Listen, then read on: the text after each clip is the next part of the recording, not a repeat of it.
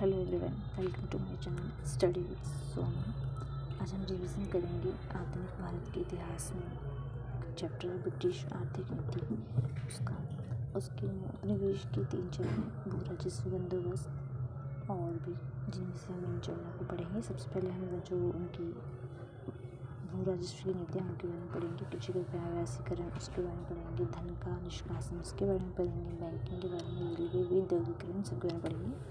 तो जो ब्रिटिश उपनिवेशवाद है उसके समय में किस प्रकार से उन्होंने जो अपना लगान वसूला, उन सब चीज़ें कर पड़ते हैं। जैसे वाणिज्यिकी हुआ 1757 से 1813 के बीच में भारतीय लोगों के मामले में किसी भी प्रकार का हस्तक्षेप नहीं किया ईस्ट इंडिया कंपनी ने, और अहस्तक्षेप की नीति उन्होंने अपनाई है। उसमें औद्योगिक पूंजीवाद 1813 से 1860 के बीच में हुआ, मुक्त व्यापार, वित्तीय पूंजीवाद 1860 से 1947 के बीच में हुआ। ये 3 डिवाइडेड है। इसके बाद उनका उद्देश्य व्यापार द्वारा अधिकाधिक मुनाफा की प्राप्ति थी, और भारत में वित्तीय निवेश द्वारा लाभ की प्राप्ति थी। ठीक है।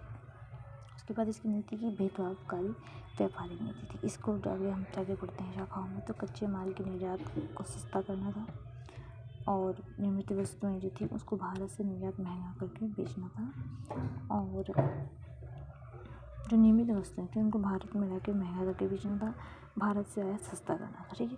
उसमें पूरक अर्थव्यवस्था है। उसमें ब्रिटेन के उद्योग हेतु कच्चे माल का पूर्ति करना और ब्रिटिश निर्मित वस्तुओं हेतु बचाव बनाना। उसके बाद 1813 में चार्टर एक्ट आया, जिसमें कंपनी का व्यापारिक एकाधिकार समाप्त हो गया, मुक्त व्यापार की नीति हुई, और भारत में औद्योगिक पूंजीवाद की नीति चालू हुई। भारत को ब्रिटिश की पूर्ण अर्थव्यवस्था बनाना उनका एक उद्देश्य था।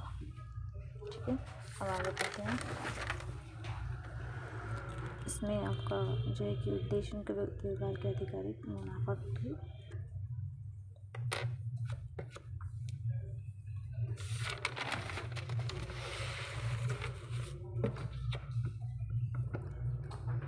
बात है। कृषि का वाणिज्यिकीकरण, उसमें आपका है ये खाद्यान्न फसल के स्थान पर नकद वसूली का उत्पादन।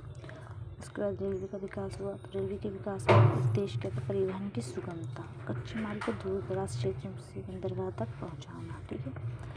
और बंदरगाह के निर्मित वस्तुओं को बाजार तक पहुंचाना। फिर हुआ आपका औद्योगिकीकरण, भारतीय उद्योग को ह्रास हुआ, जिससे प्रशासनिक परिवर्तन में क्या हुआ? अंग्रेजी शिक्षा का विकास हुआ। ईस्ट इंडिया कंपनी की लगान वसूली का अधिकार 1765 में लिया था उसे, और इसमें जो क्लाइव द्वारा भू राजस्व प्रणाली के कोई परिवर्तन नहीं किया गया। समस्या क्या आई? लगान व्यवस्था में भ्रष्टाचार पर अराजकता हो गई। 1770 में बंगाल में भयंकर अकाल आया। 1772 बंगाल में द्वैत शासन